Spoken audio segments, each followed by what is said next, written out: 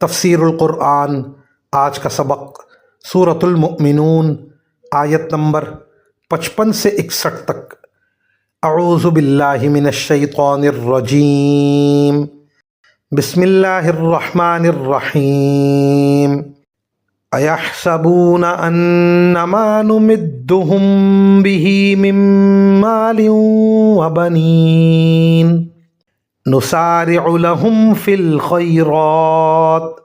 بل لا يشعرون ان الذين هم من خشية ربهم مشفقون والذين هم بآيات ربهم يؤمنون والذين هم بربهم لا يشركون والذين يؤتون ما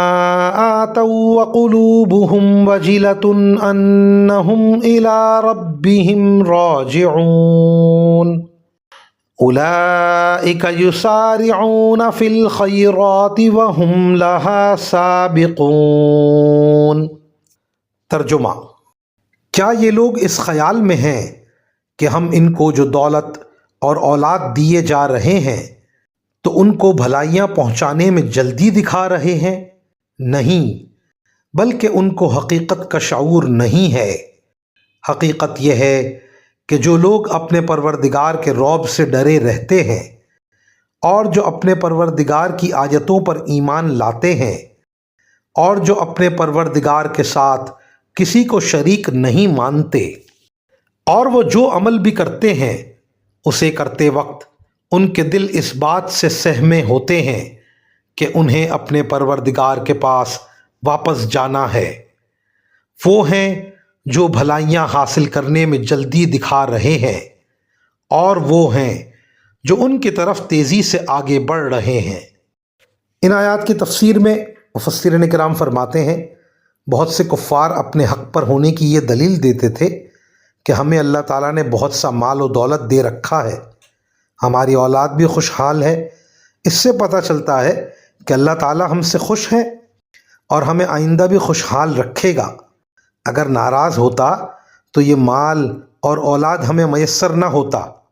یہ آیات ان کا جواب دے رہی ہیں، اور وہ یہ کہ دنیا میں مال و دولت مل جانا اللہ کی رضامندی کی دلیل نہیں ہے، کیونکہ وہ کافروں اور نافرمانوں کو بھی رزق دیتا ہے۔ اس کے بجائے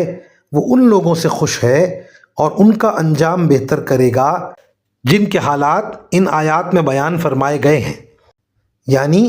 جو نیک عمل کرتے ہیں، اپنے پروردگار کی آیتوں پر ایمان لاتے ہیں، شرک نہیں کرتے اور اپنے پروردگار کے رعب سے ڈرتے ہیں،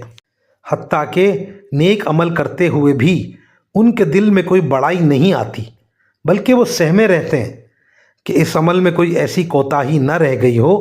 جو اللہ تعالیٰ کی ناراضگی کا سبب بن جائے۔ وآخر دعوانا ان الحمد للہ رب العالمین۔